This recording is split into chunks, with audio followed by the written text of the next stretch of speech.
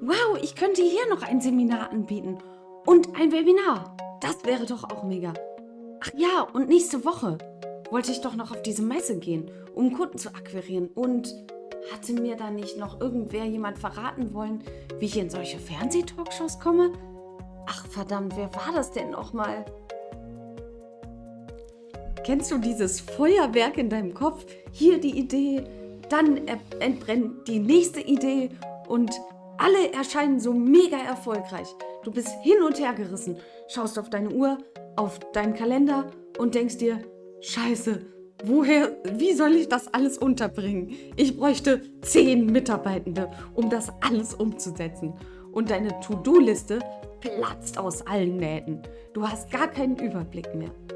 Und sie schreit nach Fokus und Ergebnissen. Du willst am liebsten alles gleichzeitig machen, weil jedes Projekt sich jetzt gerade richtig geil anfühlt. Und am Ende des Tages hast du Kopfschmerzen vor lauter Gedankenrasen. Aber geschafft hast du gar nichts. Willkommen in der Welt von vielen neurodivergenten Gründern und Gründerinnen. Herzlich willkommen im Neurotalk. Ich bin Alice Mustier. Viele Menschen kennen genau dieses Spannungsfeld. Entweder du verlierst dich im Ideenstrudel oder du presst dich in starre Strukturen, die sich aber irgendwie auch falsch anfühlen. Du fühlst dich dann wie in so eine Leberwurst gepresst.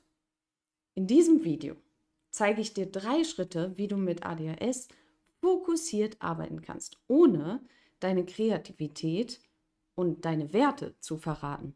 Und wie du dein Business an dein Gehirn anpasst, statt dich immer anzupassen. Denn mit meinem Kanal möchte ich ja genau das vermitteln. Mit Anpassung ist jetzt Schluss. Finde deinen eigenen Weg, der richtig ist für dich. Bevor du Tools ausprobierst, hilft es, deine eigene innere Mechanik zu verstehen.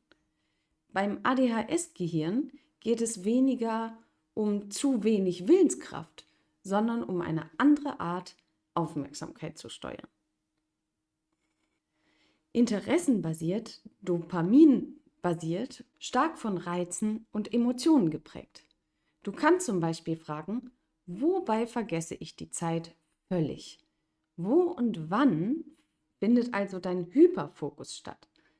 Wobei komme ich konsequent nicht in Gang, obwohl es wichtig ist? Welche Aufgaben rauben mir nach 30 Minuten komplett die Energie für den ganzen Tag? Hyperfokus ist kein Fehler, sondern ein zweischneidiges Schwert. Wenn du ihn auf die richtigen Aufgaben lenkst, ist es ein Business-Turbo. Wenn nicht, verschwindest du stundenlang in Nebensächlichkeiten oder im Perfektionismus. Der erste Schritt ist also ehrlich beobachten, wann dein Gehirn von allein anspringt und wo es konsequent blockiert.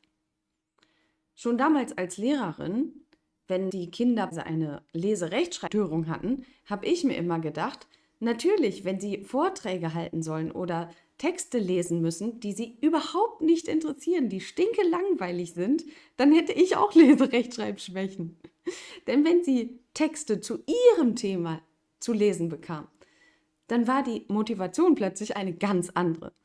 Und dass solche Menschen wie du sich wie in eine Leberwurst gequetscht fühlen mit den herkömmlichen Hilfsmaßnahmen, liegt daran, dass dein Gehirn nicht linear arbeitet. Es springt zwischen Gedanken, verknüpft Themen quer und spürt Begeisterung intensiver, aber verliert die Begeisterung eben auch schneller. Für dich ist Motivation kein Knopf, den du einfach ausdrückst. Sie hängt stark mit Interesse, Sinnhaftigkeit und Stimulation zusammen. Also, es kommt immer voll auf das Thema an. Wenn du versuchst, dich an Themen anzupassen, die nicht für dich gemacht sind, entsteht Frust. Dann fängst du an, dich selbst in Frage zu stellen. Warum kriege ich das nicht hin? Bin ich zu chaotisch? Bin ich zu blöd? Nein, du bist einfach nur anders. Und das braucht andere Werkzeuge. Fangen wir also mit einem Perspektivwechsel an. Fokus bedeutet für dich, nicht alles andere auszublenden. Fokus heißt, deine Energie bewusst zu lenken. Und Energie fließt dorthin, wo Neugierde und Bedeutung liegen, also Sinnhaftigkeit. Statt dich zu zwingen, an etwas Uninteressantem dran zu bleiben, frag dich, wie kann ich dieses Thema interessant für mich machen? Zum Beispiel durch kleine Challenges, kreative Ansätze oder Belohnungen, die du dir selbst gibst, die dein Dopaminsystem anregen. Und ganz wichtig ist auch immer, sich die Sinnhaftigkeit vor Augen zu führen. Beispielsweise Bürokratie. Mag fast niemand unter den Neurodivergenten, die ich kenne. Aber wenn ich mir klar mache, das ist die Basis meines Unternehmens. Ohne dem Steuerberater zu antworten, wird meine Firma irgendwann nicht mehr existieren können. Dann nehme ich Abstand also und betrachte die Sache von weitem. Und dann wiederum sehe ich Sinn darin und werde mehr Motivation darin finden, mich auch mal an diese unangenehmen, trockenen Themen ranzuwagen. Wichtig ist dabei immer, mit deinem natürlichen Rhythmus zu arbeiten. Viele neurodivergente Menschen sind phasenweise hochfokussiert, der sogenannte Hyperfokus. Und dann aber wiederum völlig leer.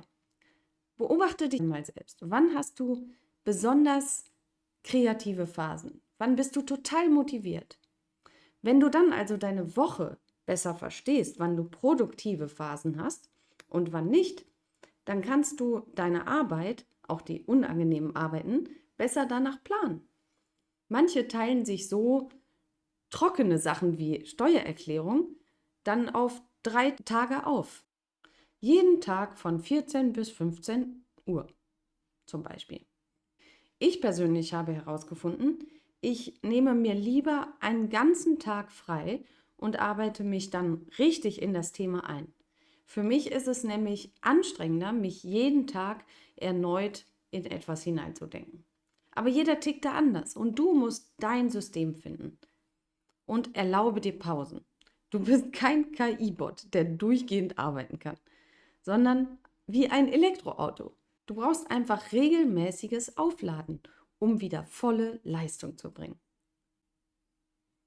Dein Kopf ist voll? Dann schreib in 5 bis 10 Minuten alles ungefiltert einfach raus. Und danach sortierst du. Was muss wirklich heute oder diese Woche sein? Was bringt mein Business wirklich weiter? Was kann warten oder sogar gestrichen werden? So nutzt du deine Ideenflut als Rohmaterial und lässt nicht jede Idee automatisch zur Pflicht werden und viel Raum einnehmen. Wichtig ist es, Produktivität heißt hier nicht, deinen Tag maximal voll zu ballern, sondern deine begrenzte Energie bewusst in das zu stecken, was dir wichtig ist und was dich vorwärts bringt. Und hier ist Abgrenzung ganz, ganz wichtig. Also Nein sagen lernen. Da wird es auch im Video in 2 Wochen drum gehen. Nein sagen zu anderen. Aber auch Nein zu deinen eigenen Ideen, wenn sie gerade nicht passen und zu viel Zeit von dir fordern würden. Denn erst wenn eine Idee wirklich umgesetzt ist, bringt diese genug Geld ein, um dich der nächsten zuzuwenden. Wenn du zu viele Ideen gleichzeitig umsetzt, bringt keine von ihnen Geld ein. Und Geld ist Energie. Und demnach wirst du irgendwann dann ausgebrannt sein. Und das wäre schade für deine großartigen Ideen, die ja umgesetzt werden wollen. Deshalb habe ich auf meinem Rechner meine Wunschliste. Alle meine Ideen, die ich irgendwann nochmal umsetzen will. Aber nicht jetzt. Komm auf diese Liste. Und jetzt kommen wir zu den 3 praktischen Strategien.